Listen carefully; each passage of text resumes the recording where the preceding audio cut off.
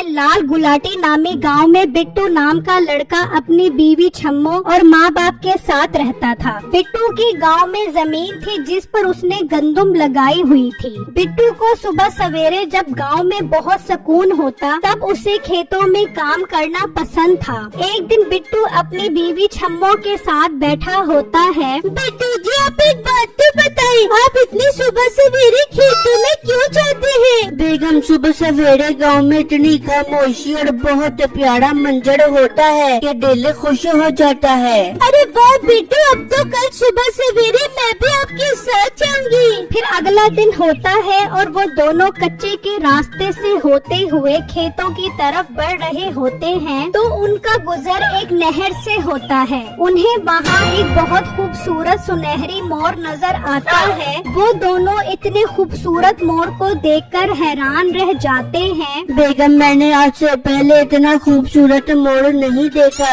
ये बहुत ही कमाल नस्ल का लग रहा है। हाँ बिट्टू, ये सुनहरी मोर बहुत खूबसूरत और निहायत कीमती लग रहा है। क्यों न बिट्टू हम इसे पकड़कर बेच दें? बेगम, हम ऐसा नहीं कर सकते।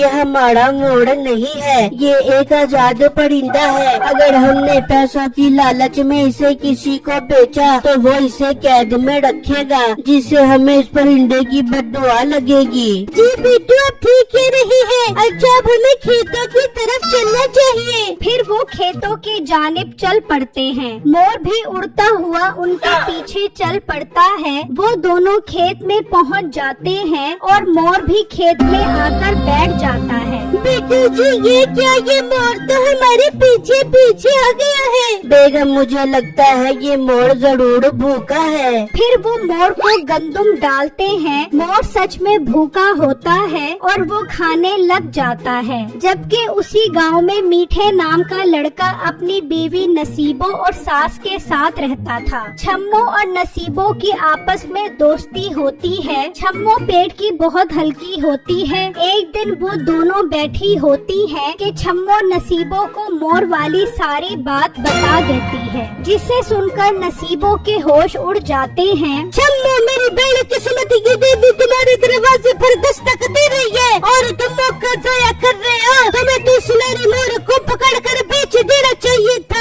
मैंने बिट्टू को कहा था, वो नहीं माने और कहते हमें ऐसा करके बेजुबान जानवर पर जुल्म नहीं करना चाहिए। ठीक है छम्मो, जैसा तुम लोगों को बेहतर लगे। अच्छा, मैं चलती हूँ, बहुत देर हो रही है। नसीबो वहाँ से निकलती है और जल्दी से घर आकर सुनहरी मोर वाली सारी बात मीठे को बता देती है। अरे वाह बेगम, ये तो तूने बड़े काम की बात बताई है। वो मोर हमारे हाथ लग जाए तो हम माला माल हो जाएंगे। पर मीठे, वो मोर बिट्टू के खेत में होता है। अगर हमने उसे चोरी किया तो सीधा इल्जाम हमारे ऊपर आ जाएगा, क्योंकि ये बात छम्मो ने सिर्फ मुझे बताई है और वादा लिया है मैं किसी को न बता पाऊँ। बेगम, तू फिक्र मत कर, उसे बेचकर हम माला माल हो जाएंगे। अगर उन्हें पता भी चल गया तो हम इतने अमीर हो जाएंगे कि वो हमारा कुछ भी नहीं बिगाड़ सकेंगे। वाह मीठे, तेरा दिमाग तो बहुत चलता है। मीठे, मुझे तेरी बेगम होने पर बहुत फख्र है। अच्छा बेगम, मैं अपने दोस्त कम्मू के पास जा रहा हूँ। कम्मू और मैं मिलकर उस मोर को पकड़ने का मार का सर अंजाम देंगे। फिर मीठा घर से निकलता है और कम्मू को सारी बात बताता है। कम्मू भी हैरत से सुनहरी मोर के बारे में सुन रहा होता है। मीठे, तूने सुनहरी मोर वाली बात बता के मुझे बहुत बेचैन कर दिया है। मीठे, मेरी एक बात सुन, उसे पकड़ कर हम बेच कर पैसे आते आते करेंगे। कम्मू, वो तो ठीक है, पर हम इसे बेचेंगे कैसे?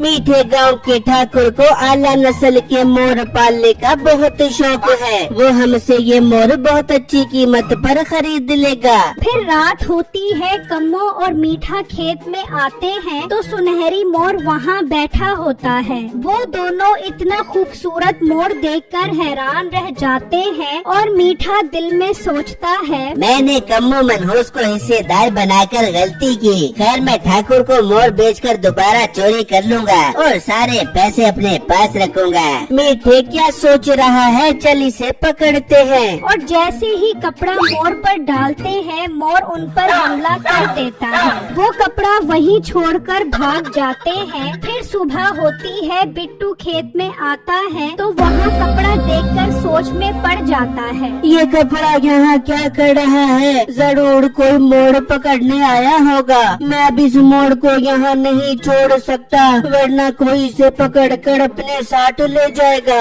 बिट्टू मोर को पकड़ता है। मोर बिट्टू को कुछ नहीं कहता और वो मोर को लेकर घर आ जाता है। नसीबो भी छम्मो से मिलने आ रही होती है तो बिट्टू के हाथ में मोर देकर वो छुप जाती है। अरे बिट्टू, आप इस मोर को यहाँ क्यों ले आए? आपने तो खुद कहा था इसे कैद नहीं करेंगे। हाँ बिट्टू, इस बेजुबान परिंदे को कैद करना अच्छी बात नहीं है। माजी और बेगम, इस मोड़ को खेत में बहुत खतरा है तो इसे पकड़ने खेत में आया था। मैं नहीं चाहता कि इस मासूम मोड़ के साथ कुछ गलत हो। मैं अब इसे कुछ दिन के लिए घर में हिफाजत से रखूंगा और फिर इसे दूर जंगल में छोड़ाऊंगा। बिट्टू, मुझे ये चोर जरूर मीठे भाई लगते हैं। मुझसे गलती हो गई, मैंने उस मोर का नसीबों को बता दिया था। कोई बात नहीं बेगम, अभी तो ये बच गया है, पर आइंदा ध्यान रखना ये बात किसी को भी पता न चले कि ये मोड़ हमारे घर में है। नसीबो वहाँ छुपी सारी बातें सुन रही होती है और गुस्से में घर आती है। मीठे लखड़ा, तेरी शक्ल पर एक मोर तुझसे नहीं पकड़ा गया और इन्हें हम पर शक भी हो गया। बेगम ठंड रख, मुझे पहले उस मोर के बच्चे पर बहुत गुस्सा है। अब मैं उसे नहीं छोड़ूंगा। आज रात देख मैं उसे कैसे पकड़ कर लाता हूँ। फिर रात होती है। बिट्टू सब सो रहे होते हैं। मीठा बंदूक लेकर घर से निकलता है और बिट्टू के घर पहुंच जाता है और बंदूक से बेहोश करने वाली पिन फायर करता है और वो मोर को लगती है और मोर बेहोश हो जाता है और वो फौरन उसे उठाकर घर ले आता है। देख बेगम, मैं इस बदमाश मोर को आखिर पकड़ ही आया। अब इसके नाखून काट कर बदला लूंगा। उस दिन इसने मुझ पर हमला करके अच्छा नहीं किया। नहीं मीठे, सब बिल्कुल मत कर बेबियो। इस मोर की खूबसूरती कम हो जाएगी, फिर इसकी कीमत अच्छी नहीं मिल बेबेगी। बेगम, पहली बार तूने काम की बात की है। मैं अब कल कम्मू से छुपकर ठाकुर को ये मोर बेचाऊंगा। फिर अगला दिन होता है और मीठा मोर लेकर ठाकुर के पास आ जाता है। ठाकुर इतना खूबसूरत मोर देखकर दंग रह जाता है। मीठे, ये तो बहुत आला और हसीन मोर है। ये तेरे पास कहाँ से आया? ठाकुर साहब, मेरे पास कहाँ से आया? इसे छोड़ो। ये बताओ, आप ये सुनहरी मोर कितने का खरीदोगे? मीठे, मुझे ये मोर हर हाल में चाहिए। मैं तुझसे ये मोर 10 लाख में खरीदूंगा।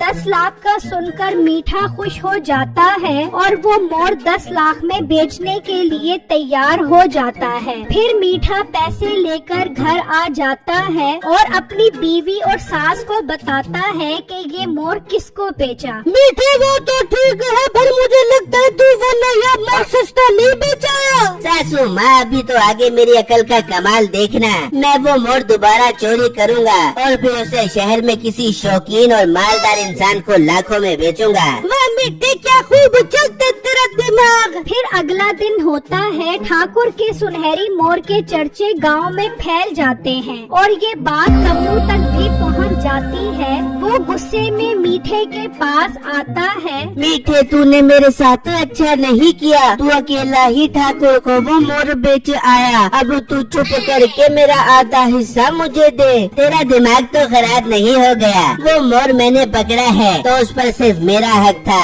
ये सुनकर कम्मू को मीठे पर बहुत गुस्सा आता है और वो वहाँ से चला जाता है और एक जगह पर आकर बैठ जाता है। ये मीठे ने अच्छा नहीं किया। मुझे कोई मौका मिल गया तो मैं जरूर मीठे से बदला लूंगा। फिर रात होती है और मीठा नसीबों को कहता है, अच्छा बेगम, मैं ठाकुर के घर मोर चोरी करने जा रहा हूँ। मेरे लिए दुआ करी, सब काम खैरियत से हो जाए। फिर मीठा घर से निकलता है। दूसरी तरफ कम्मू अपने दोस्तों के साथ एक जगह बैठा होता है। मीठे का गुजर वहीं से होता है। कम्मू मीठे को देख लेता है। ये मीठा मीठा रात में कहाँ जा रहा है, इसके पीछे चलकर देखता हूँ। फिर कम्मो भी मीठे के पीछे चल पड़ता है। मीठा चलता चलता ठाकुर के घर पहुंच जाता है। ठाकुर के मुलाजिम सो रहे होते हैं। फिर मीठा बंदूक से बेहोश करने वाली पिन फायर करता है जो मोर को लगती है और वो बेहोश हो जाता है। फिर उस मोर को वो वहाँ से ले जाता है। कम्मो ये सब देख रहा होता है। अब मिला मुझे मीठे से बदला लेने का मौका।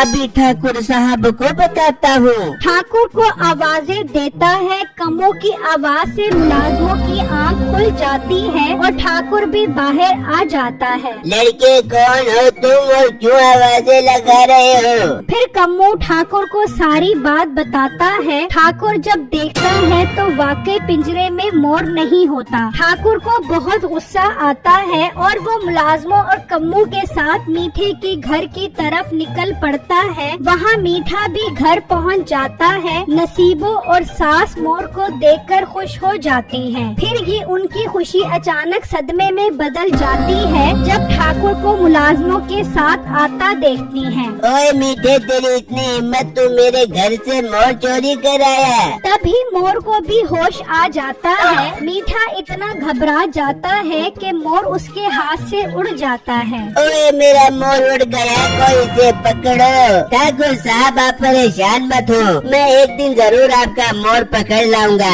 चुप कर मनहूस इंसान, तूने बहुत गलत किया है। अब तुझे मैं निशानी इबरत बनाऊंगा। मुलाजिमों ले चलो इसे अपने साथ। फिर मोर उड़ता हुआ बहुत आगे निकल जाता है। फिर वो मीठे को साथ ले जाते हैं और उसे कैद करके कुत्ते छोड़ देते हैं। मीठे की अंदर से चिल्लाने की आवाजें आ रही होती हैं। मीठे के चीखने की आवाजें सुनकर कम्मो मुस्कुरा रहा होता है। फिर अगला दिन होता है। बिट्टू जब बाहर आता है तो मोर उसके घर में बैठा होता है। बेगम माँ जी जल्दी आओ, देखो मोर वापस आ गया। फिर छम्मो और माँ आ जाती हैं और वो सब मोर को देखकर बहुत खुश होते हैं। बेटा तो इस मोर को जंगल में छोड़ा ताकि ये आजादी से वहाँ रह सके। जी माँ जी, आप बिल्कुल ठीक कह रही हो। फिर बिट्टू वो मोर लेकर जंगल आ जाता है और मोर को छोड़ देता है। मोर उड़ता हुआ जंगल में आगे की तरफ निकल जाता